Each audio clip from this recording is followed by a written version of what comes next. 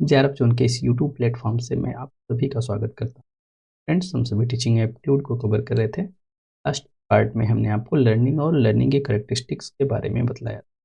उससे पहले हमने आपको टीचिंग के बारे में बतलाया था। आज का जो लेक्चर है ये पार्ट 1 का ही एक भाग है। गलती से ये टॉपिक छूट गया था, phases of teaching and Maxim's of teaching. ठीक है, आप इसको यूनिट 1 के मतलब टीचिंग एप्टीट्यूड के पार्ट 1 का ही एक ये सब पार्ट है, pages of teaching and Maxim's of teaching. तो आज की वीडियो में हम इसी को कवर करेंगे। कल से हम फिर से लर्नर वाले भाग को कंटिन्यू करेंगे, जिसमें हम आपसे एडोलसेंस लर्नर या एडल्ट लर्नर्स के बारे में बातचीत करेंगे। ठीक है, तो आइए आज इसी को देख लिया जाए, phases of teaching and Maxim's of teaching को। उत्कर्ष बैच से जो बच्चे जुड़ना चाहते हैं, हमारे ये जून 2025 एग्जामिनेशन को टारगेट में रख के ये बैच स्टार्ट की गई है।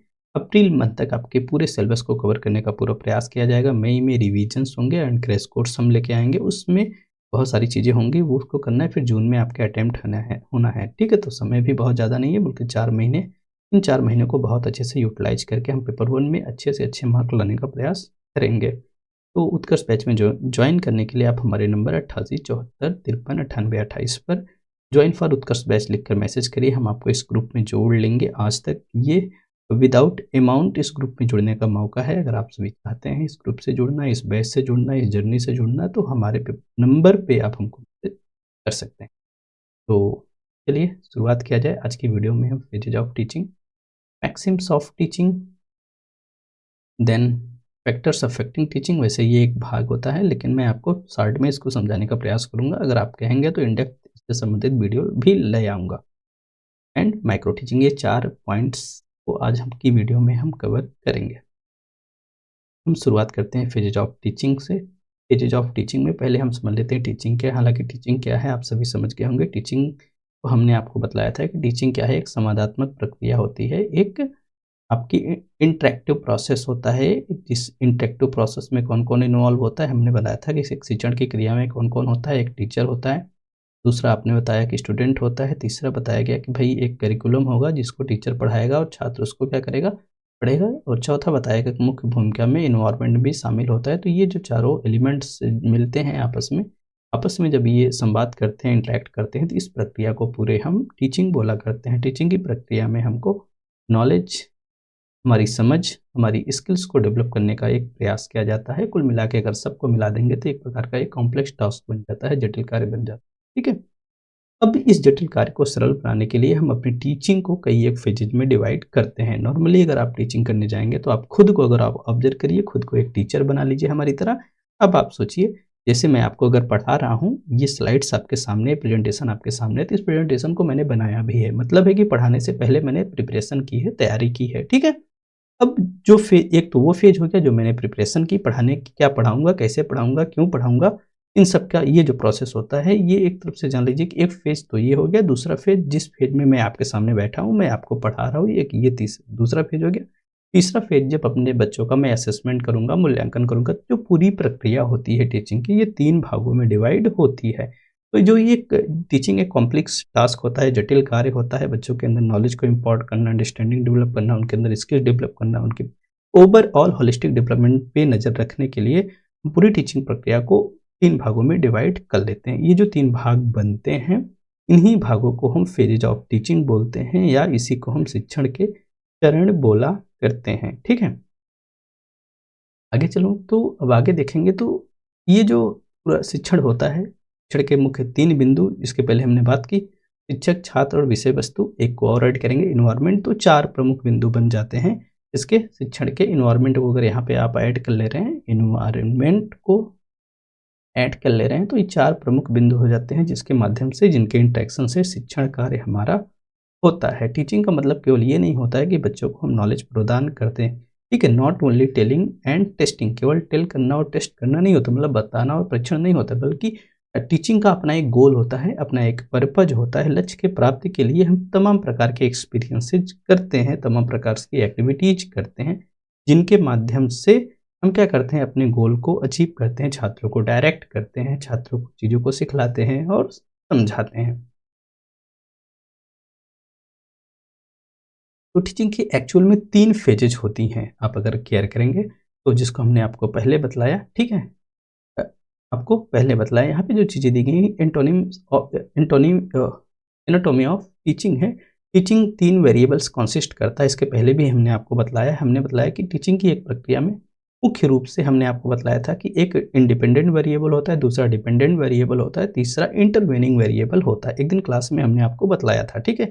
जो टीचर होता है, टीचर आपका एक इंडिपेंडेंट, और जो स्टूडेंट होता है, स्टूडेंट आपका डिपेंडेंट वेरिएबल। और इंटरवेनिंग में कौन आता है? इंटरवेनिंग में जो विधियाँ, टीचिंग मेथड्स आप कह सकते हो, टीचिंग मेथड्स कह सकते हो, सपोर्ट मटेरियल कह सकते हो, कंटेंट को ले सकते हो जो बच्चा टीचर पढ़ा रहा है। तो ये सभी किस में आएंगे? ये सभी इंटरवेनिंग वेरिएबल में आएंगे। इंटरवेनिंग वेरिएबल का मतलब होता है हस्तक्षेप चर। क्या होता है? हस्तक्षेप। डिपेंडेंट का मतलब होता है आश्रित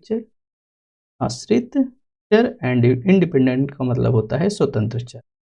तो टीचिंग कॉन्टिनम में देखेंगे ये 3 मुख्य प्रकार के वेरिएबल्स होते हैं। टीचर इंडिपेंडेंट होता है, स्टूडेंट डिपेंडेंट होता है। किस लिए डिपेंडेंट? क्योंकि वो अपने शिक्षक पर क्या होता है? आश्रित है। और तीसरा इंटरवेनिंग में कौन कौन आ जाते हैं? जितने भी टीचिंग एड्स आप देख लीजिए, टीचिंग के लिए जो संसाधन, जो सामग्रियाँ, जो हाव भाव टीचर प्रयोग करता है, वो सभी इंटरवेनिंग वेरिएबल्स में आएंगे। तो आप कहेंगे सर इंडिपेंडेंट वेरिएबल क्या होता है, डिपेंडेंट क्या होता है? बच्चा, इंडिपेंडेंट वेरिएबल वो होता है कि इंडिपेंडेंट पूरी तरह से स्वतंत्र होता है। वो खुद के अंदर क्या करता है? चेंजेस करता है, परिवर्तन करता है, और उसका प्रभाव वो डिपेंडेंट वेरिएबल पर देखता है। जैसे टीचर अगर बच्चे को पढ़ा रहा है तो टीचर क्या करता है? नई नई टेक्निक्स अपनाता है, नई नई शिक्षण विधियां अपनाता है, नए तरीके से बताया है, नए कंटेंट लेके आता है, ठीक है। तो वो परिवर्तन किस में कर रहा है? वो खुद में परिवर्तन कर रहा है, लेकिन उसका प्रभाव किस पे देख रहा है? स्टूडेंट पे देख रहा है कि मेरे नए टीचिंग मेथड्स को अपनाने से टीचर मतलब कि बच्चे को कुछ फ़र्क पड़ रहा है कि नहीं पड़ रहा है, इस तरीके से पढ़ाने में बच्चे की मेमोरी पे कोई असर पड़ रहा है कि नहीं, उसके अचीवमेंट पे कोई असर पड़ रहा है कि नहीं पड़ रहा है। मतलब कि स्टूडेंट डिपेंडेंट जो है वो पूरी तरीके से इंडिपेंडेंट पे आश्रित होता है। इंडिपेंडेंट खुद के अंदर चेंजेस करता है, उसका प्रभाव वो डिपेंडेंट वेरिएबल पर देखता है। और हस्तक्षेप का चर का मतलब है कि ये जो दोनों गतिविधियां हो रही, इंडिपेंडेंट और डिपेंडेंट के बीच में, एक तरफ से जान लीजिए, यहाँ पर कौन होता है? इंटरवेनिंग वेरिएबल यहाँ पर होता है, ठीक है। इंटरवेनिंग वेरिएबल यहाँ पे होता है। ये जो इंडिपेंडेंट और डिपेंडेंट के बीच में जो एक तरफ से कम्युनिकेशन हो रहा है, उसी को हस्तक्षेप करता है। मतलब क्या है? हस्तक्षेप कैसे करता है?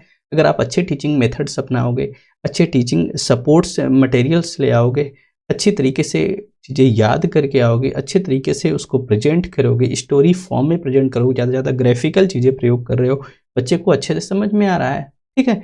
तो अगर आ रहा है तो अच्छी बात है, नहीं आ रहा है तो ये सभी क्या करेंगे? आपकी टीचिंग की प्रक्रिया को हस्तक्षेप करेंगे। तो टीचिंग कॉन्टिनम्स में 3 वेरिएबल मुख्य रूप से होते हैं। एक बोला जाता है इंडिपेंडेंट, दूसरा डिपेंडेंट, तीसरा इंटरवेनिंग। जो इंडिपेंडेंट वेरिएबल होता है, टीचर होता है, ये खुद में परिवर्तन करता है, उसका प्रभाव वो डिपेंडेंट वेरिएबल पे देखता है। डिपेंडेंट वेरिएबल के रूप में स्टूडेंट हुआ करता है। इंटरवेनिंग वेरिएबल हस्तक्षेप चर होता है, जो कि content, methodology, presentation, support material, teaching ads, environment, तमाम चीज़ें आपके इंटरवेनिंग वेरिएबल में आएंगी। मतलब इंटरवेनिंग वेरिएबल का मतलब हस्तक्षेप चर, ठीक है। अब अगर वही चीज़ बताई गई कि teacher as a independent variable होता है, टीचर ही क्या करता है? पूरी की पूरी चीज़ें प्लान करता है, ऑर्गेनाइज करता है, लीड करता है और कंट्रोल करता है, ठीक है। तो ये सारी जो गतिविधियाँ होती हैं, किस लिए करता है? कि बच्चों के ऊपर एक अच्छा प्रभाव पड़े। जो स्टूडेंट होता है वो एक डिपेंडेंट वेरिएबल के होता है, ये पूरी तरीके से शिक्षक पर आश्रित होता है। शिक्षक जैसी योजना बनाता है, जैसा ऑर्गेनाइजेशन बनाता है, उस तरह से जो शिक्षक होता है कार्य करता है। तो इंटरवेनिंग वेरिएबल से इंटरवेनिंग वेरिएबल इंटरेक्ट करता है किसमें? टीचर एंड स्टूडेंट के बीच में। टीचर एंड स्टूडेंट के बीच में इंटरेक्शन कर रहा है, इसका मतलब क्या है? कि वो डिपेंडेंट और इंडिपेंडेंट वेरिएबल के बीच में हस्तक्षेप कर रहा है, वो इंटरेक्शन कर रहा है। ये इंटरेक्शन बढ़ावा दे रहा है। इंटरेक्शन को बढ़ावा कब देगा? जब अच्छा टीचिंग मटेरियल होगा, अच्छी टीचिंग मेथड्स होंगे, अच्छा सपोर्ट्स मटेरियल होगा, ठीक है, अच्छे टीचिंग एड्स होंगे तो बढ़ावा देगा। अगर अच्छी टीचिंग विधि नहीं है, मतलब कि ऐसे बच्चे हैं जो कि लेक्चर्स को पसंद नहीं कर रहे हैं, छोटे बच्चे हैं लेकिन आप उनको लेक्चर दिए जा रहे हो, तो जो ये हस्तक्षेप चर है, इंटरेक्शन वेरिएबल है, क्या वो इंटरेक्शन को बढ़ावा देंगे? नहीं देंगे। मेरी बात को आप समझ पा रहे हैं कि नहीं? अगर बच्चे एक अच्छी मतलब कि कुल मिला के अगर पीजी लेवल के बच्चे हैं तो उनको लेक्चर देंगे तो कुछ हद तक तो ठीक है, लेकिन छोटे बच्चों को अगर आप लेक्चर देने जाएँगे तो नहीं मज़ा आएगा, क्योंकि उनको ज़्यादा चीज़ें लर्निंग बाय डूइंग से समझ में आती हैं। तो छोटे बच्चों के लिए अच्छा टीचिंग मेथड्स क्या होगा, चीज़ों को ज़्यादा से ज़्यादा आप उनको लर्निंग बाय डूइंग से सिखाइए।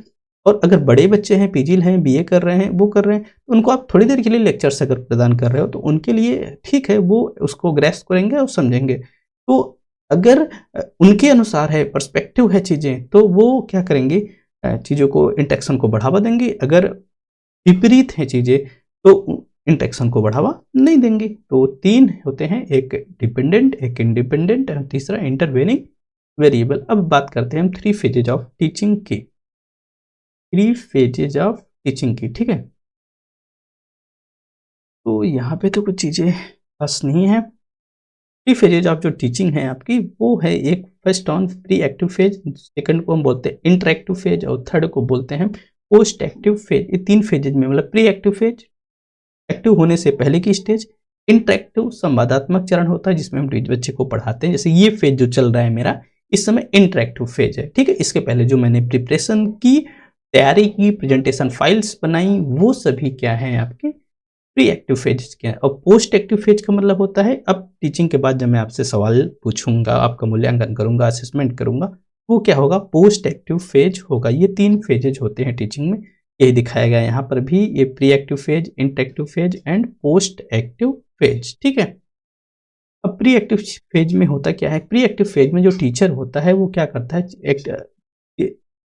टीचर होता है, टीचर क्या करता है, मतलब भाई कक्षा में जाने से पहले आप क्या करते हैं, बीएड में तो पढ़े ही होंगे, चाहे बीटीसी किए होंगे, बीएड किए होंगे, ठीक है? अगर पीजी में डिसर्टेशन होता होगा वहाँ पे तो नहीं बताया जाता होगा, अगर आप बीएड किए हैं तो पता होगा आपको। एक कक्षा में जाने से पहले आप क्या करते हैं, लेसन प्लान बनाते हैं। जो बीटीसी के होंगे बच्चे वो भी जानते होंगे, लेसन प्लान बनाते हैं। तो लेसन प्लान क्या है, वो प्री एक्टिव फेज का एक हिस्सा है।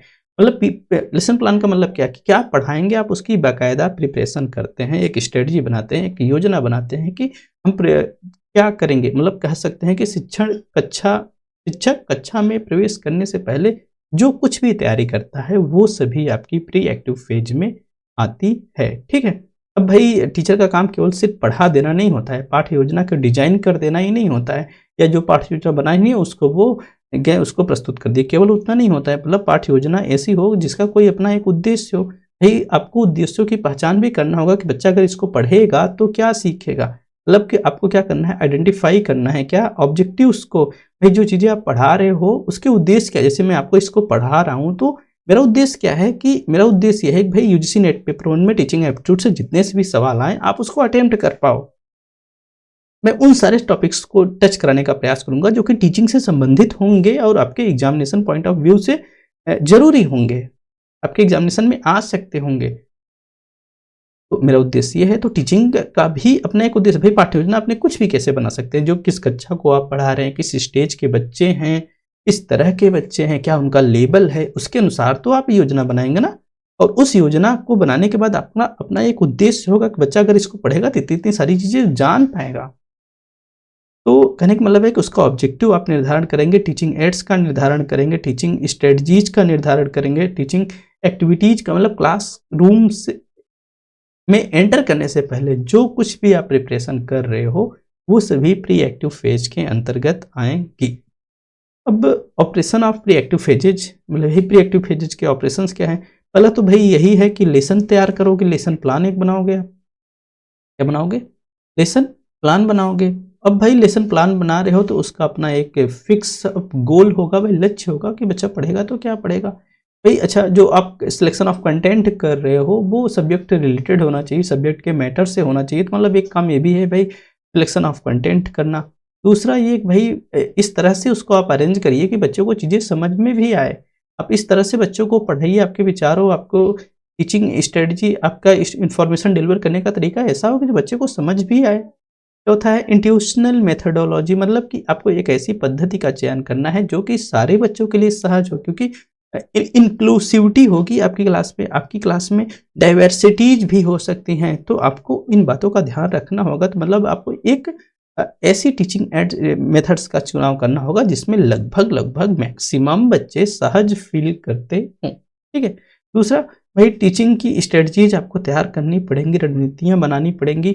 भाई कौन-कौन से फ़ेजेज़ में आप कौन-कौन से कार्य को करोगे, कौन सी हेडिंग के बाद कौन सी हेडिंग बतलाओगे, ये सारी चीज़ें आप जैसे मैं आपको सोच रखा हूँ।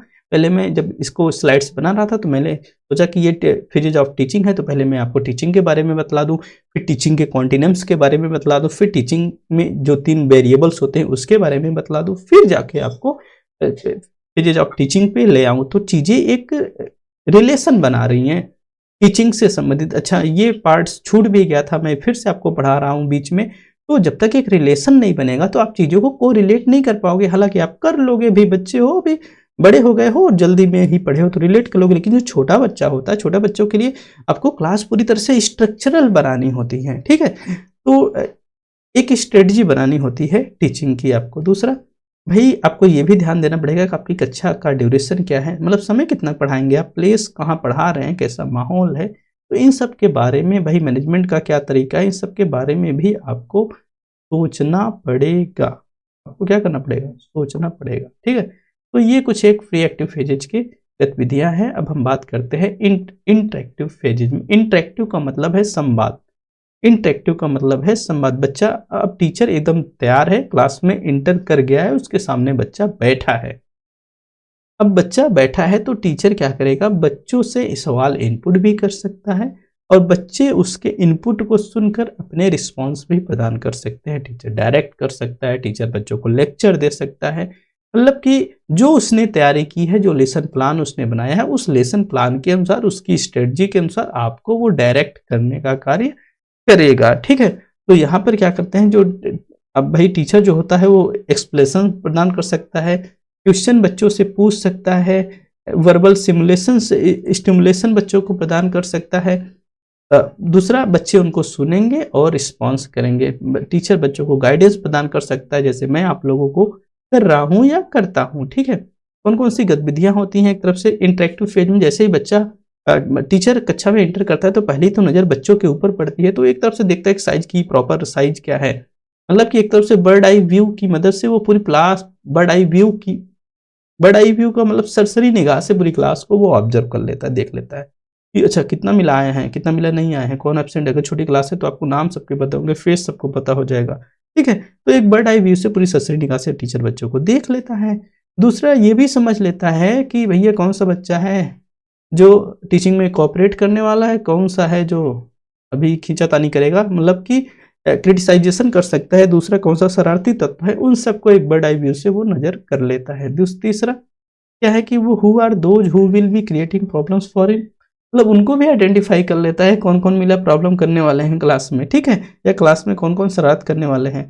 तो इन सारी चीज़ों को दूसरा, भई तीसरा काम ये है कि डायग्नोस करेगा कि बच्चे का लेवल क्या है, बच्चे का स्टेज क्या है, क्या बच्चा जानता है, क्या नहीं जानता है, इसको तय करके तो वो टीचिंग स्टार्ट कर पाएगा ना, उस लेवल से उसको चलना पड़ेगा कि वो जिससे बच्चे उस चीज़ को समझ पाएँ।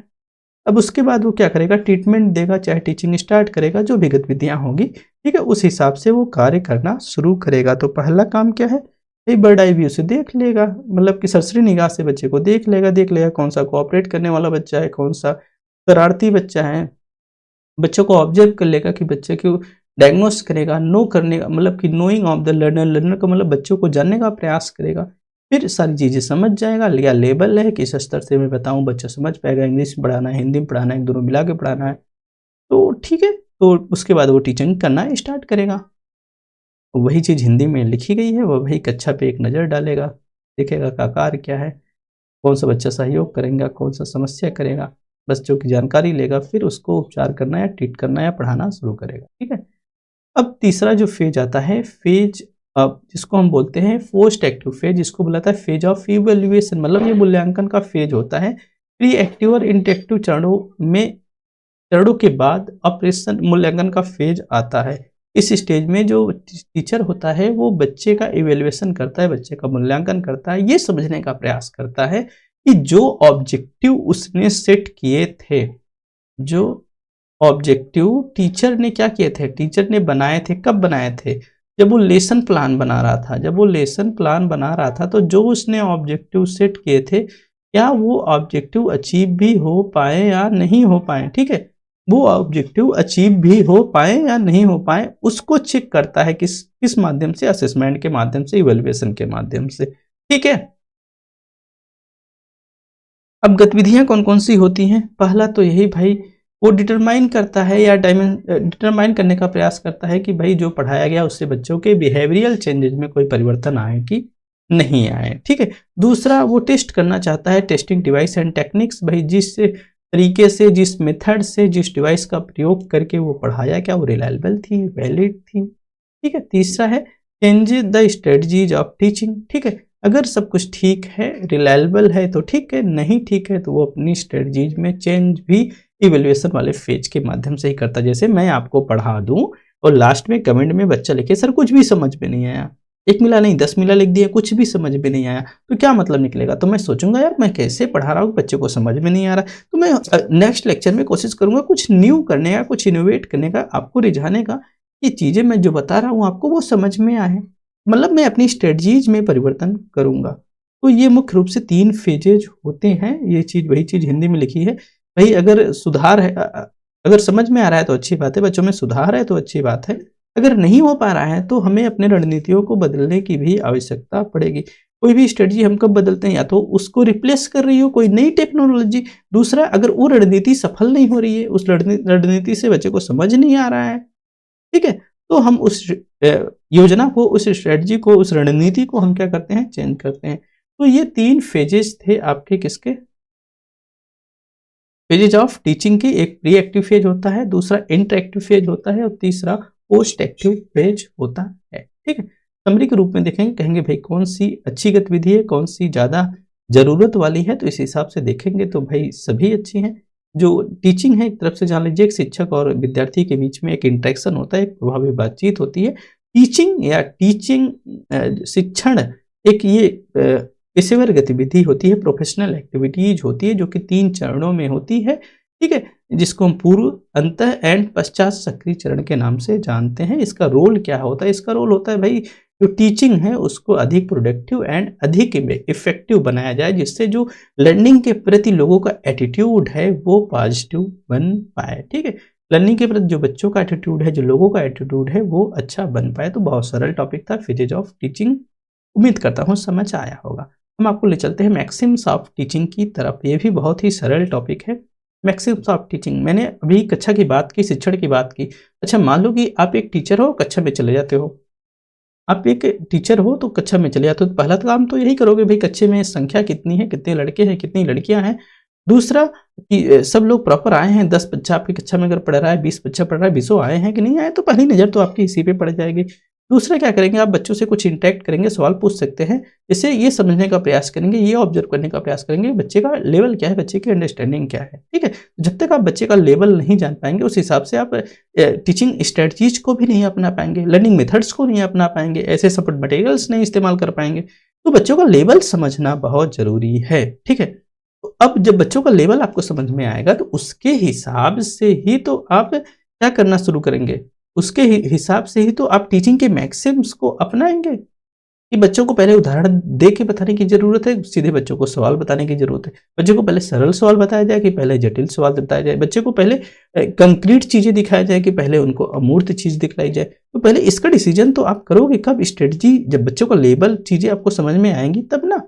या कक्षा का लेवल समझ के, आप कक्षा 1 के बच्चे हैं तो आप सोचेंगे उनको कि भाई जितना जितना उनको अगर हम फिजिकल पढ़ाएंगे, मतलब भौतिक रूप से पढ़ाएंगे, कंक्रीट चीजों से पढ़ाएंगे तो उनको ज्यादा समझ में आएगा। तो ये आपकी योजना का हिस्सा होता है।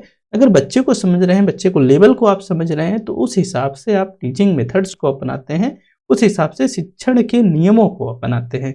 यही जो मैक्सिम्स ऑफ टीचिंग है, इसी को हम शिक्षण के नियम बोला करते हैं। ठीक है। तो वास्तविक कक्षा में वही चीज यहाँ पे लिखी गई, in actual classroom teacher required to manage the class with experience and decisions from of maxims. ठीक है। तो वास्तविक कक्षा में शिक्षक को अनुभव और सिद्धांतों के रूप में निर्णय के साथ कक्षा का प्रबंधन करने की भी आवश्यकता होती है। अगर उसको प्रभावी शिक्षण करना है तो भाई शिक्षक को शिक्षण के सिद्धांतों को जानना आवश्यक है, और जानने के अलावा उसका उपयोग करना भी आवश्यक है। उसका उपयोग कर पाएगा जब वो आपके लेवल को वो समझ पाएगा। अब मीनिंग क्या है इसकी, भाई कुछ नहीं है, मैक्सिमम मतलब रूल जानो आप, सिंपल गाइडलाइंस होती है कि भाई शिक्षण ऐसे करना है। एक प्रकार का ग्राउंडेड रूल होता है, आप कह सकते हैं कि प्रकार का फंडामेंटल प्रिंसिपल होता है किसका, टीचिंग का। ठीक है, मैक्सिम्स मतलब रूल, नियम, कायदा, कानून। ठीक है, तो सिंपल गाइडलाइंस होती है, ग्राउंडेड होता है, फंडामेंटल प्रिंसिपल्स होते हैं। ठीक है, दूसरा, these maxims have been formulated by the psychologist, educationist and pedagogist. ठीक है, तो ये जो शिक्षण के नियम है, ये शिक्षण के नियम ऐसे नहीं होते हैं कि ऐसे ही कोई शिक्षण का नियम बन गया। भाई इसके लिए जो मूलभूत आधार है, मनोविज्ञान, शिक्षा शास्त्र और शिक्षण शास्त्र के हिसाब से बनाया जाता है।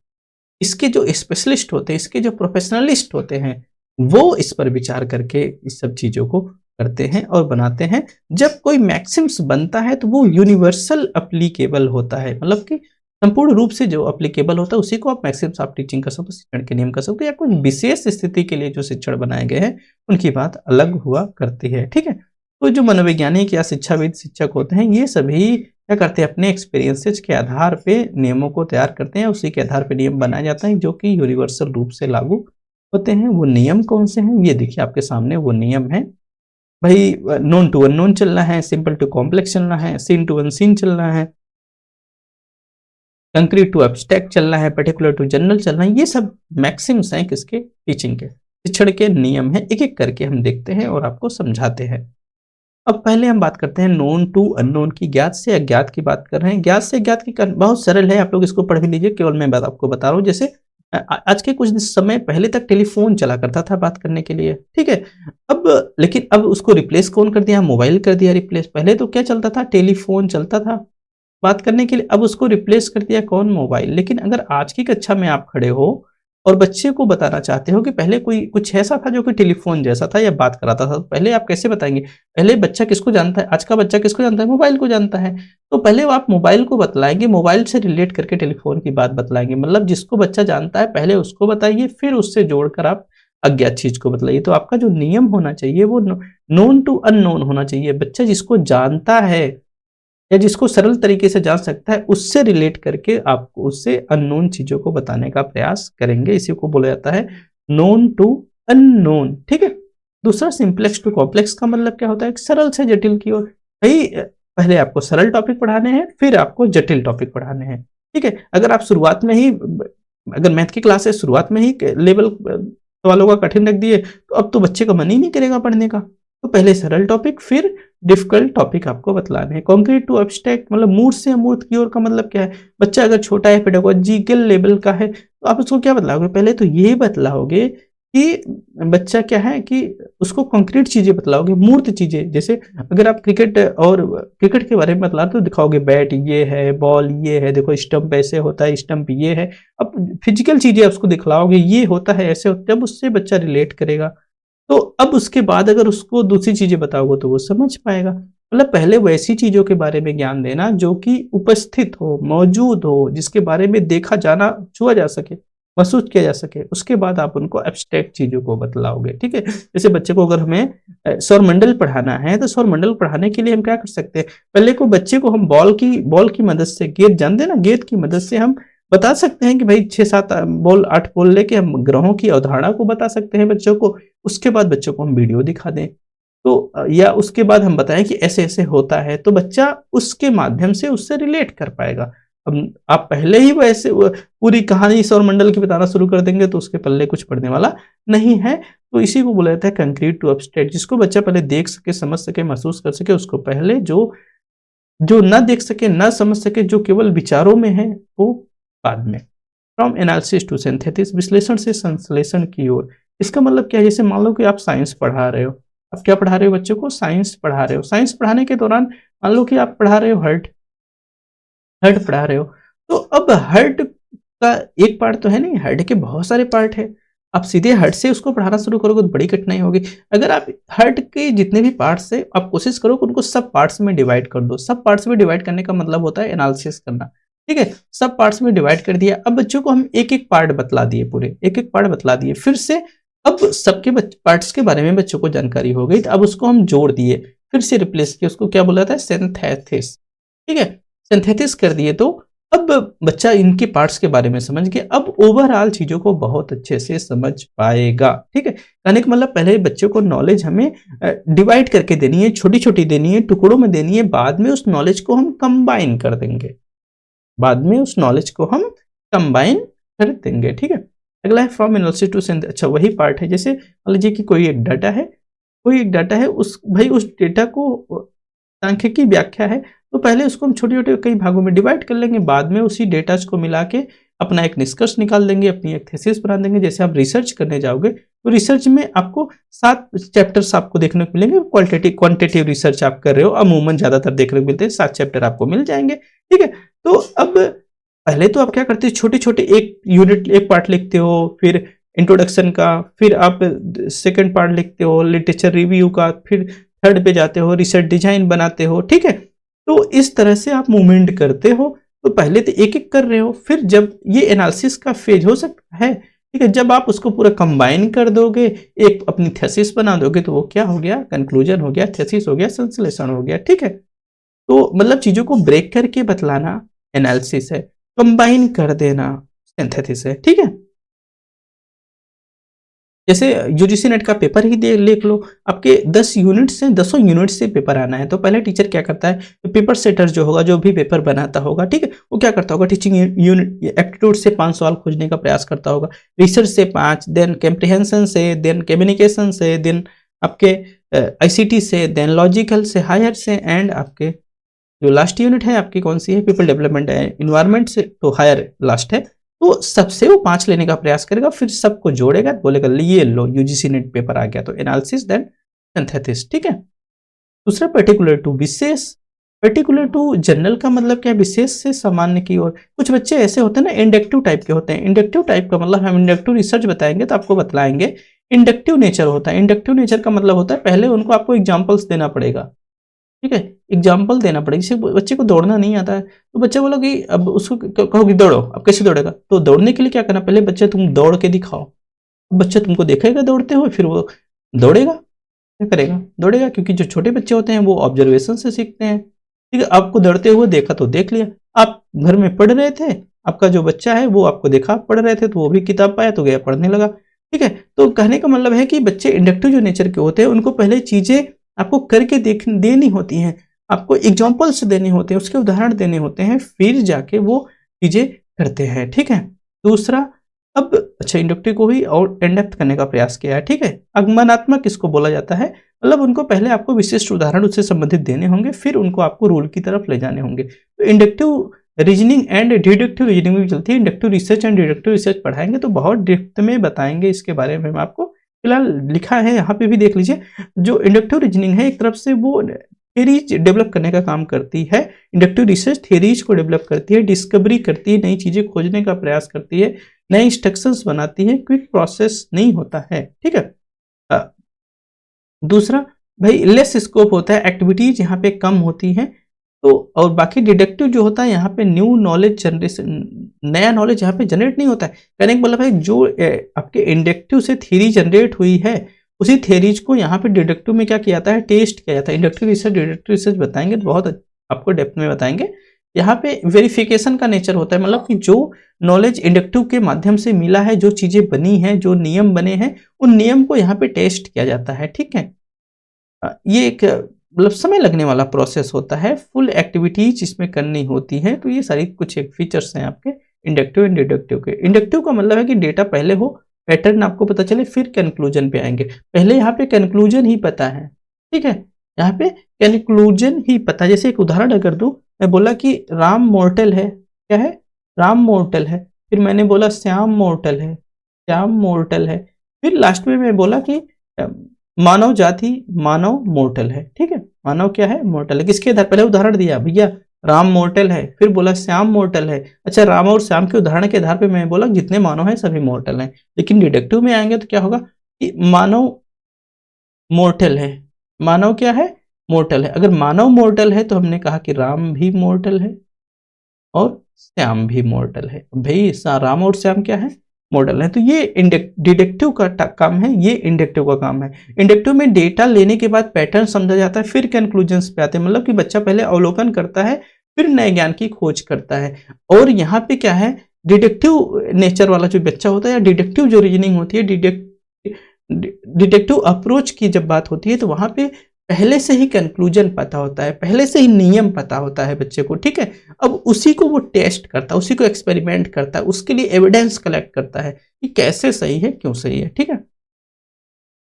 फ्रॉम होल टू पार्ट्स, पूर्ण से अंश की ओर, मतलब कि जैसे इसका कहने का मतलब ये था कि ये जो गेस्टाल्टवादी थे, मनोविज्ञानी थे, साइकोलॉजिस्ट थे, इन्होंने कहा गया कि किसी भी चीज़ को जब हम देखते हैं तो पहले हम संपूर्ण को देखते हैं, फिर उसके पार्ट्स को देखने का काम। जैसे आप कोई ट्रक देख रहे हो, ट्रक पहले पूरे ट्रक को देख लेते हो, अब फिर उसके चक्के पे ध्यान देते हो, कितना चक्का लगा है, मतलब कि पीछे 2 ठो लगा है कि 1 खो लगा है, ठीक है, कौन कौन से इसके पार्ट्स है, इसको तो हम बाद में, जैसे कोई पेड़ देख रहे हो, पहले पूरे उसको पेड़ को देखते हो, संपूर्ण का तो पेड़ है, फिर देखते हो कि उसमें उसकी पत्तियां कैसी हैं, उसकी डालियां कैसी हैं, कितनी टहनियां हैं, कितने फल लगे हैं, तमाम बीते बाद में। तो इनका कहने का मतलब ये था कि जो बच्चे हैं उनको होल से पार्ट्स की ओर पढ़ाना चाहिए। ऐसे कि जैसे मैं कोई अगर स्टोरी स्टार्ट कर रहा हूँ तो पहले कोई चैप्टर नया स्टार्ट कर रहा हूँ तो पहले मैं उस चैप्टर से पहले उनको एक परिचय दे दूँ, ओवरऑल उनको अवधारणा बता दूँ, फिर उसके बारे में छोटा छोटा करके बतलाऊंगा, ठीक है। तो इनका कहने का मतलब सिर्फ यही था। जो आपके गेस्टाल्ट साइकोलॉजिस्ट थे, मैक्स वर्दीमेयर, वोल्फगैंग लोल, कोप्टा, कटलेविन, ये सब क्या थे, गेस्टाल्ट मनोविज्ञान थे। इनका कहने का मतलब था कोई भी चीज जब हम देखते हैं तो पहले संपूर्ण को देखते हैं, फिर हम पार्ट्स की तरफ मूव ऑन करते हैं। तो बच्चे कहने का मतलब है बच्चे को पढ़ाने से पहले बच्चे को अगर समरी एक दे दी जाए फिर उसको पढ़ाया जाए तो बच्चे के लिए बहुत अच्छा होगा, वैसे ही मतलब था। दूसरा साइकोलॉजिकल टू लॉजिकल, मनोवैज्ञानिक से तार्किक की ओर। इसका मतलब क्या है कि प्रारंभिक अवस्था में जो बच्चे होते हैं वो साइकोलॉजिकली ज्यादा चीजों को समझते हैं, ठीक है, साइकोलॉजिकली ज्यादा चीजों को समझते हैं। अगर आप उनको लॉजिकल चीजें पहले ही देंगे तो वो उस चीज को उतने अच्छे से समझ नहीं पाएंगे। जब बच्चा एडल्ट हो जाएगा, वयस्क हो जाएगा, तो उस समय अगर बच्चे को आप सीधे लॉजिकल चीजें देंगे तो उसको समझ में आएगा।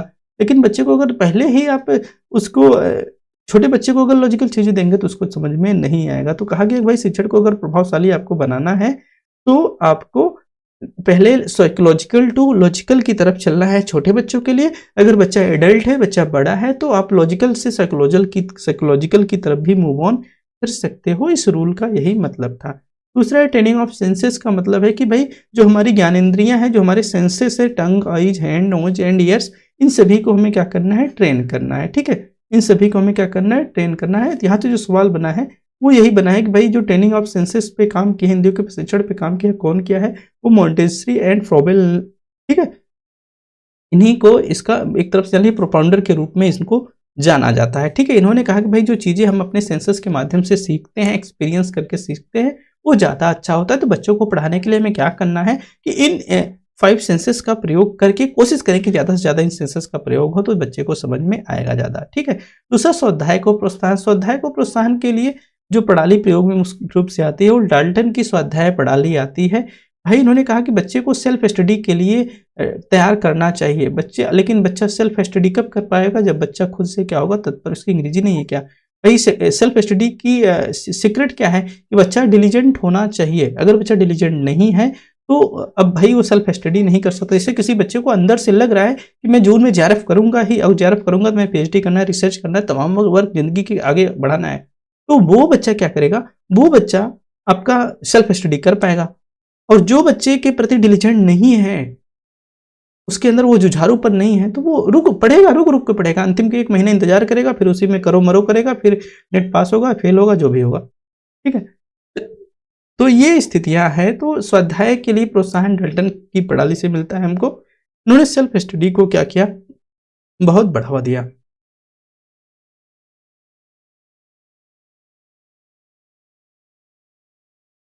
अगला है फॉलो द नेचर। भाई कहने का मतलब ये था कि भाई प्रकृति के अनुसार चलो, प्रकृति का अनुसरण करो। छात्रों को प्रकृति के अनुसार शिक्षा देनी है, छात्रों को प्रकृति के वातावरण में शिक्षा देनी कोशिश करें। बच्चों को पढ़ाएं तो वो खुले में हो, इन्वायरमेंट में हो, चीजों को नैतिक पढ़ाया जाए और समझाया जाए, ठीक है। तो ये तमाम बातें हैं। दूसरा इनडिफिनिट एंड डिफिनिट की ओर, मतलब अनिश्चित से निश्चित की ओर, ठीक है। शिक्षण के शुरुआती चरणों में बच्चों के विचारे में अनिश्चितता होती है, ठीक है।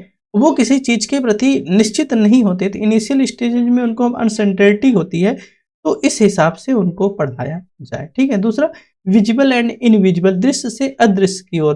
मतलब छात्रों को पहले वो चीजें बताया जाए जो वर्तमान में वो देख सकते हैं, विजिबल है उनके सामने, ठीक है, और बाद में उनको इनविजिबल चीजों को बतलाया जाए। मतलब पहले उनको वर्तमान के बारे में बतलाया जाए, ऐसे जान लो, बाद में हम कहानी बताएं, भविष्य के बारे में बतलाएं, उनको क्या करना है, कैसे करना है, ठीक है, उन सब चीजों को हम बाद में बतलाएंगे, ठीक है, तो उनको अच्छे से समझ में आएगा। मतलब जो चीजें आज हैं, जो दिख रही है, पहले उसके बारे में, फिर इनविजिबल चीजों के बारे में उनको बतलाएं तो ज्यादा अच्छा है। जैसे ये एक तरफ से ऐसे जान लीजिए कि जो हम आपको कंक्रीट टू एब्स्ट्रैक्ट की बात बता रहे थे, जो चीजें अभी हैं वर्तमान में है उनके बारे में बतलाओ ना, फिर बाद में वो बतलाना कि ऐसा था वैसा था, तो समझ में आएगा, ठीक है। अगला है कुछ एक एप्लीकेशंस है, आप लोग इसको देख लीजिएगा, ठीक है। तो वही सारी चीजें जो हमने पढ़ाई है इसके पहले, वही सारी चीजें हमने लिखी है। तो ये था मैक्सिम्स ऑफ टीचिंग, ठीक है। मैंने बहुत शॉर्ट में ही आपको बताने का प्रयास किया, बहुत सरल टॉपिक है, आप सब भी पढ़े होंगे, एक दो बार तीन बार, सब जानते भी होंगे। जो नए बच्चे हैं उनके लिए भी लगभग जिस हिसाब से बताया हूँ उनको समझ में आ जाएगा, एक बार पीडीएफ पढ़ लेंगे तो समझ में आ जाएगा। एक टॉपिक है फैक्टर्स अफेक्टिंग टीचिंग, शिक्षण को प्रभावित करने वाले कारक, पूरा एक पार्ट बना हुआ है इसका, ठीक है। अब ये यही है भाई, शिक्षण को कौन प्रभावित कर सकता है, शिक्षण में जो लोग शामिल हैं वही प्रभावित भी कर सकते हैं। शिक्षण में प्रमुख रूप से शामिल होने वाला टीचर होता है, शिक्षार्थी होता है, सपोर्ट मटेरियल होता है, institutional facilities, learning environment and institutions होता है, ठीक है। भाई टीचर है, पढ़ाता है, लर्नर जो सीखता है, सपोर्ट मटेरियल के माध्यम से टीचर पढ़ाता है, एक इंस्ट्रक्शनल फैसिलिटीज है, ठीक है, मतलब कि अनुदेशन की सुविधाएं जिस माध्यम से बच्चों को पढ़ाता है, क्या क्या सुविधाएं हैं उसके पास। दूसरा भाई एक इन्वायरमेंट होना चाहिए, दूसरा एक कोई संस्थान होना चाहिए, घर बिल्डिंग ये सब बने हुए जहाँ से बच्चा पढ़ सके, ठीक है। अगर शिक्षक प्रभावित कब करेगा लर्निंग को, टीचिंग को कब प्रभावित करेगा, पहला तो यही भाई, उसको सब्जेक्ट के प्रति क्या होगा, नॉलेज कम होगा, नॉलेज कम होगा। दूसरा, लेसन प्लान नहीं बनाया है, उसके पास स्ट्रेटजी नहीं है, उसे फेजेज का ज्ञान नहीं है, उसे मैक्सिम्स ऑफ टीचिंग का पता ही नहीं है, मैक्सिम्स ऑफ टीचिंग का पता ही नहीं है, ठीक है। उसकी एलिजिबिलिटी प्रॉपर नहीं है, एलिजिबिलिटी प्रॉपर नहीं है, उसने पहले से तैयारी नहीं की है, ठीक है, पहले से उन्होंने तैयारी नहीं की। तो ये सारी जो गतिविधियां हैं, बहुत लेजी है, टाइम पे नहीं आता है, तो ये सारी गतिविधियां क्या है, शिक्षण को तो प्रभावित करेंगी ना। अगर सब्जेक्ट पे नॉलेज कम है तो वो बोलेगा कम, बता ही कम पाएगा, रट के आएगा वही बताएगा, या तो लिख के आएगा वही बताएगा, ठीक है। तो एक टीचर के लिए भाई सब्जेक्ट के कंटेंट पे अच्छी नॉलेज होनी चाहिए। अगर अच्छी नॉलेज है तो ठीक है, नहीं है तो भाई बात ही खत्म होती है, ठीक है। लेसन प्लान नहीं बनाना, कोई योजना नहीं बनाई, उसको टीचिंग के फेजेस का ज्ञान ही नहीं है, टीचिंग के नियमों का ज्ञान नहीं है, सपोर्ट मटेरियल्स का ज्ञान नहीं है, तो तमाम दिक्कतें आ। शिक्षार्थी भैया कैसे टीचिंग को प्रभावित करेगा, शिक्षार्थी तो बहुत प्रभावित करता है, एकदम कंफर्म मान के चलो। शिक्षार्थी की कमी क्या है, सबसे बड़ी कमी तो उसके अंदर जोश और जुनून की है। कहने का मतलब है वो डिलीजेंट नहीं है, तत्पर, रेडीनेस की कमी सबसे ज्यादा है, रेडीनेस की कमी। रील देखें कि रेडीनेस रखें, ठीक है, तो रेडीनेस की कमी सबसे ज्यादा है बच्चों के अंदर, तत्परता नहीं है पढ़ने की, तत्परता ही सबसे बड़ा क्या है, प्रभाव डाल देती है। दूसरा भाई रेगुलर नहीं है, एक दिन पढ़े, दो दिन नहीं पढ़े, जिस दिन फेल हुए उस दिन खूब योजना बनाए, दूसरे 10 दिन चला फिर खत्म हो गया, तो तमाम रेगुलरिटीज नहीं है भाई, डिलीजेंस नहीं है उनके अंदर, उनकी अभिरुचि नहीं है पढ़ने की, उनके मन का सब्जेक्ट नहीं है। दूसरा, सहायक सामग्री कैसे डालती है प्रभाव, सपोर्ट मटेरियल। अब जान लो कि जैसे मान लो कि मैं आपको ऑनलाइन पढ़ा रहा हूँ, ऑनलाइन पढ़ाने के लिए अगर मेरे पास ये व्यवस्था नहीं होती, मेरा एक्सपीयू नहीं होता, मॉनिटर नहीं होता, मेरे पास राइटिंग पैड नहीं होते, मैं आपको कैसे पढ़ा पाता। ये क्या है, ये सब सहायक सामग्री, तो जिस मोड में मैं आपको पढ़ा रहा हूँ उस मोड के लिए क्या है, ये सहायक सामग्री ही तो है। भाई शिक्षण की सुविधाएं क्या, शिक्षण की सुविधाएं के लिए भाई शिक्षण की सुविधा तो होनी चाहिए, जैसे मेरे पास एक माइक होनी चाहिए, भाई राइटिंग पैड्स होना चाहिए, मॉनिटर होना चाहिए, कंप्यूटर होना चाहिए, ये सब क्या है, ये सब तो यही है, प्रेजेंटेशन होना चाहिए, ये सब क्या है। दूसरा, शिक्षण का वातावरण, जैसे मैं जहाँ बढ़ा के पढ़ा रहा हूँ, मेरा एक अपना रूम है, मेरी अपनी एक टेबल मेज है, मैं आराम से बैठ के आपको पढ़ा रहा हूँ, एक अच्छा इन्वायरमेंट है, शोरगुल नहीं है, कभी कभी घर के लोग शोरगुल कर ही देते हैं। एक संस्थान, अगर स्कूल है तो एक संस्थान हो भाई, बिल्डिंग हो, डेस्क बेंच हो, टीचर की जगह हो, बच्चे की बैठने की जगह हो, ये सब अगर प्रॉपर है, सब कुछ है तो ज़्यादा नहीं प्रभावित होगा। अगर जो इसमें से जो चीज़ भी कम होंगी, ज़्यादा होंगी, तो वो आपके टीचिंग को क्या करेंगी, प्रभावित करेंगी। उम्मीद करता हूँ बातें मेरी समझ पाए होंगे। टीचर कैसे प्रभावित करेगा, लर्नर न समझ में आए तो ऐसे सोचना कि अपने को टीचर बना देना, सोचना कि अब पढ़ा रहा हूँ तो कौन कौन सी चीज़ें प्रभावित करेंगी, फिर अपने को लर्नर बना देना, फिर सोचा कि मैं टीचर पढ़ा रहा हूँ, टीचर बन के सोचना कि कौन कौन से सपोर्ट में मटेरियल चाहिए पढ़ाने के लिए, भाई अनुदेशन के लिए कौन-कौन सी सुविधाएँ चाहिए, ठीक है? अगर तुम पढ़ा रहे हो तो कैसा इन्वायरमेंट चाहिए कि आप जहाँ पढ़ा पाओ, कैसी डेस्क बेंच, बिल्डिंग, बोर्ड कैसी चाहते हो? बस सोच लेना, इसके बारे में काम हो जाएगा, ठीक है? लास्ट टॉपिक है माइक्रो टीचिंग। माइक्रो टीचिंग जितने भी बीएड और बीटीसी किए होंगे बच्चे सबको पता होगा, ठीक है? सबको पता होगा। माइक्रो टीचिंग की अवधारणा आई थी ड्वाइट एलन के माध्यम से 1963 में, ठीक है? तो micro teaching not a teaching method नहीं है। ये क्या है? ये केवल ट्रेनिंग टेक्निक्स है। ये क्या है? ये ट्रेनिंग टेक्निक्स है। अच्छा, ट्रेनिंग किसको देती है? ट्रेनिंग देती है ये टीचर्स को। मतलब आप कह सकते हो कि माइक्रो टीचिंग एक टीचर ट्रेनिंग टेक्निक है जो कि टीचिंग की स्किल्स देती है। किसको? टीचर को। माइक्रो टीचिंग में हम जो प्री सर्विस टीचर होते हैं, इन सर्विस जो प्री सर्विस टीचिंग होती है उसमें हम मतलब सर्विस से पहले जो शिक्षण होता है, मतलब बीएड बीटीसी करते हो ना, तो वो वही होता है।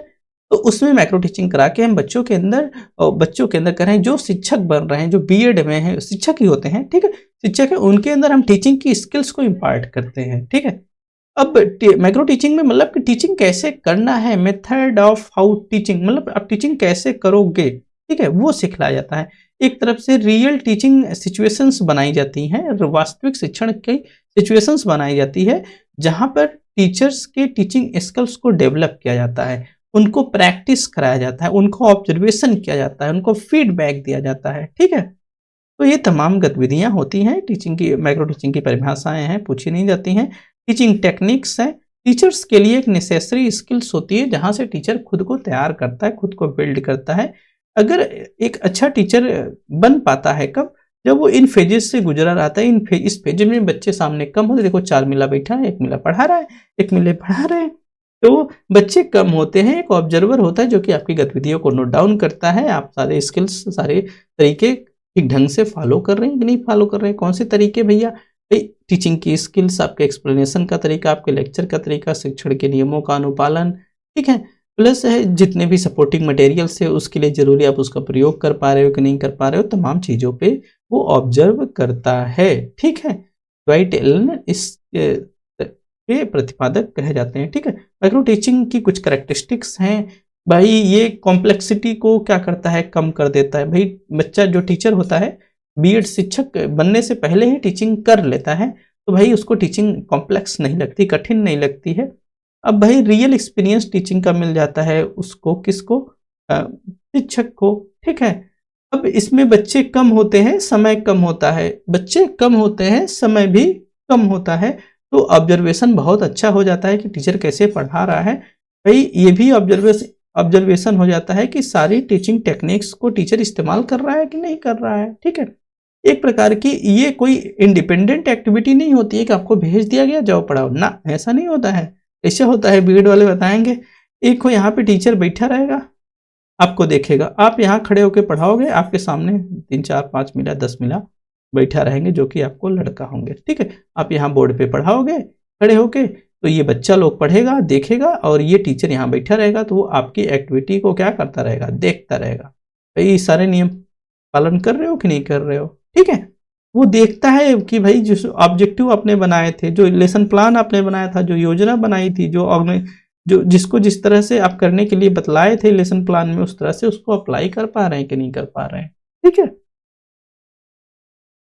अब भाई सिर्फ सेफ प्रैक्टिस इन्वायरमेंट होता है, ज़्यादा कोई होता नहीं है, कोई दिक्कत नहीं होती है, इमीडिएट प्रॉब्लम सॉल्विंग हो जाती है। अगर आप कोई गलती कर रहे हो तो जैसे ही पढ़ा के आओगे तुरंत ये फीडबैक आपको देगा टीचर।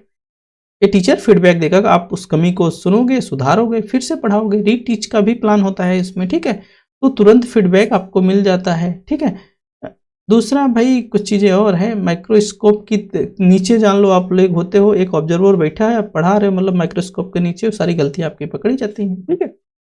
दूसरा भाई एक स्ट्रेटजी होती है टीचर्स ट्रेनिंग की।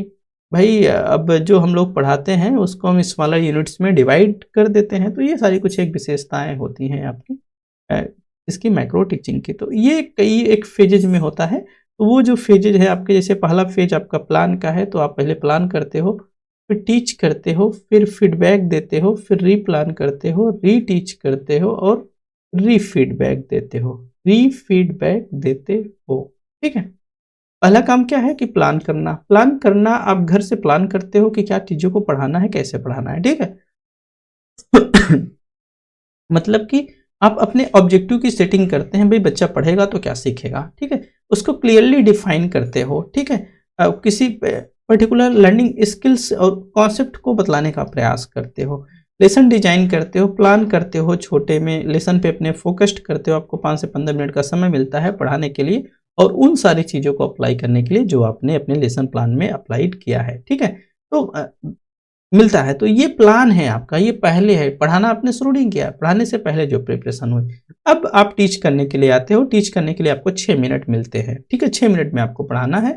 तो अब भाई अगर 6 मिनट की क्लास है तो इसीलिए तो माइक्रो टीचिंग है ना, माइक्रो मतलब छोटा। तो छोटा-सा लेसन प्लान होता है, उसी को पढ़ाना होता है। सामने बैठे आपके पीयर्स हो सकते हैं या स्मॉल ग्रुप आप स्टूडेंट होते हैं। ठीक है, उस फोकस किस पे होता है भाई, टीचिंग स्ट्रेटजीज पे होता है, आपके कम्युनिकेशन पे होता है, बच्चों को एंगेजिंग आप बना पा रहे हो नहीं बना पा रहे हो, तमाम बातों पे फोकस होता है। ठीक है, दूसरा है फीडबैक। अब भाई आप जैसे ही पढ़ा के आएंगे तो आपको फीडबैक दिया जाएगा। फीडबैक कौन देगा, जो अवलोकन कर रहा है, जो सामने बैठा है वही तो आपको फीडबैक देगा ना, वही तो आपको फीडबैक देगा। फीडबैक देने वाला आपका जो टीचर होगा, जो आपको ऑब्जर्व कर रहा है, जो आपको देख रहा है, आपका जो निरीक्षण कर रहा है, वो आपको फीडबैक देगा कि बच्चा तूने कहाँ कहाँ गलतियां की थी, जहाँ-जहाँ गलतियाँ की थी, उस गलती को वो बतलाएगा। फिर से गलती को मतलब फीडबैक ही आपको ऐसा देगा जो कि कंस्ट्रक्टिव होगा, मतलब कि उसमें सुधार करने योग्य वो बतलाएगा, तरीके भी बतलाएगा, सजेशंस भी देगा कि आप कैसे उसको सुधार कर सकते हो। आप उसकी बात को सुनोगे, अपना दिमाग लगाओगे, फिर से उसको रीप्लान करोगे। जो लेसन प्लान आपने बनाया, उसको रीप्लान करने के लिए आपको अब कितने मिनट मिलते हैं, 12। तो 6 मिनट फीडबैक के लिए, 6 मिनट पढ़ाने के लिए, 12-12 24 मिनट हो गए। अब फिर से उसको रिफ्लेक्ट करते हो अपनी टीचिंग पे, आप खुद ऑब्जर्व करते हो कि मैंने कहाँ-कहाँ गलती की है। दूसरा, जो फीडबैक आपको टीचर ने दिया है, कंस्ट्रक्टिव फीडबैक, रचनात्मक फीडबैक और जो सजेशंस दिया है, उसको ध्यान में रख के लेसन प्लान आप फिर से बनाते हो। अब फिर से लेसन प्लान बनाते हो तो 12-12 24 हो गया, प्लस रीटीच करने के लिए फिर से आते हो। ये तुरंत होता है, उसी कक्षा में ही होता है। ठीक है, रीटीच करने के लिए आते हो, फिर से आपको 6 मिनट मिलता है। फिर देखा जाता है कि जो आपको फीडबैक दिया गया, ठीक है, उस फीडबैक के अनुसार आप उस फीडबैक में या जो दी गई सलाह है आप उसको अप्लाई भी कर पाए हो कि नहीं कर पाए हो। देखा जाता है कि पहले के परफॉर्मेंस से अब के परफॉर्मेंस में आपके इम्प्रूवमेंट आई भी है कि नहीं आई है। ठीक है, अब जो होता है अगला, अब फिर से आप पढ़ाए रीटीच किए तो फिर से आपको रीफीडबैक दिया जाता है। फिर से 6 मिनट मिल गए आपको, तो 24 उधर ही गया जाता है, 6 इधर हो गया, 6 इधर, कुल मिला के 36 मिनट का प्लान आपका बन जाता है। ठीक है, तो ये ओवरऑल प्रोग्रेस, रीफीडबैक में ओवरऑल प्रोग्रेस आपकी देखी जाती है। भाई क्या सुधार हुआ, क्या आपने अनुभव किया, आप इसको और कैसे कंट्रीब्यूट करके और अच्छा कर सकते हो, अपनी टीचिंग स्किल्स को कैसे निखार सकते हो। तमाम ये प्रक्रिया जो है कई एक फेजेज में चलती है, कई एक बार आपको ऐसे पढ़वाया जाता है, समझाया जाता है, धीरे धीरे करके आपके अंदर टीचिंग स्किल्स डेवलप हो जाती है। ठीक है, तो कुल मिला के 36 मिनट का प्लान होता है। पहले में प्लानिंग होती है, दूसरे में टीचिंग होती है, फिर से टीचर आपको बतलाता समझाता है, रीफीडबैक देता है, मतलब फिर से रीप्लान करते हैं आप, रीटीच करते हो, रीफीडबैक करते हो। ठीक है, अब इसके लिए देखोगे तो इसके लिए कोई समय नहीं होता है, इसके लिए 6 होता है, इसके लिए 6 होता है, इसके लिए 12 होता है, इसके लिए 6 होता है, इसके लिए 6 होता है। तो 6, 6, 12, 24, 6, 30, 6, 36 मिनट का पूरा प्लान बनता है। ठीक है, तो ये है आपकी माइक्रो टीचिंग। अच्छा, प्रोज भी हैं, ठीक है, देख लो यही माइक्रो टीचिंग के फायदे क्या हैं और नुकसान भी क्या हैं। ठीक है, शायद हिंदी में ही है, क्या है राइट, हाँ हिंदी में ही है। ठीक है, तो एक बार देख लेना भाई, फायदे तो हैं कई सारे। फायदे ये है कि भाई छोटी कक्षा होती है, व्यवहार समझ में अच्छे आते हैं, सीखने का एक अच्छा माहौल होता है। तो कक्षा छोटी होती है तो परिस्थितियों से निपटने में मदद मिलती है। ठीक है, 4-5 छात्र होते हैं इसलिए सेंट्रलाइजेशन बच्चे का वो टीचर का बन पाता है। व्यवस्थित पाठ्य योजना विकसित हो जाती है आराम से। ठीक है, बेहतर परिणाम आपको मिलते हैं, सकारात्मक दृष्टिकोण, टीचर पढ़ता है, बताता है, समझाता है। भाई पैसा भी कम लगता है, समय भी कम लगता है, आत्मविश्वास बढ़ता है धीरे धीरे। आप फायदा क्या है, क्या है नुकसान क्या है कि 5 लड़कियों को पढ़ा के गए हो, बाद में अब आपको 50 लड़कियों को पढ़ाना पड़ रहा है, बहुत भारी लग रहा है। ठीक है, तो माइक्रो टीचिंग और रियल टीचिंग में लोग कहते हैं कि अलग अनुभव हो जाता है। ठीक है, भाई अवलोकनकर्ता जो सामने बैठा रहता है, टीचर जो आपको चेक करता है, उसके रहने से बड़ा दबाव महसूस होता है, ये बात तो सही है भाई। ठीक है, सामने कोई बैठा है और वो बच्चा नहीं है, वो अवलोकन करता है, तब तो पढ़ाने में थोड़ा दबाव तो होगा ही, ठीक है। शिक्षक का आकलन करने का समय कम है, कहा जाता है कि भाई 6 मिनट में क्या आकलन कर लेगा, ऐसा बोला जाता है, ठीक है। जो 6 मिनट है, केवल 6 मिनट में क्या आकलन हो जाएगा। पढ़ाने के लिए भी 6 ही मिनट है, तो कितना पढ़ा देगा, क्या पढ़ा देगा, तो ये तमाम इसकी कमियाँ गिनाई जाती है, लेकिन फिर भी ओवरऑल माइक्रो टीचिंग से बहुत सारे फ़ायदे हैं, ठीक है। अब मैक्रो टीचिंग, मैक्रो का मतलब जो कंप्लीट टीचिंग होती है, बड़ी वाली टीचिंग होती है, ठीक है। पूर्ण लंबाई या पूर्ण पाठ वाली जो टीचिंग होती है, उसको मैक्रो टीचिंग बोलते हैं। लंबी शिक्षण अवधि होती है, इंग्लिश में तो नहीं है।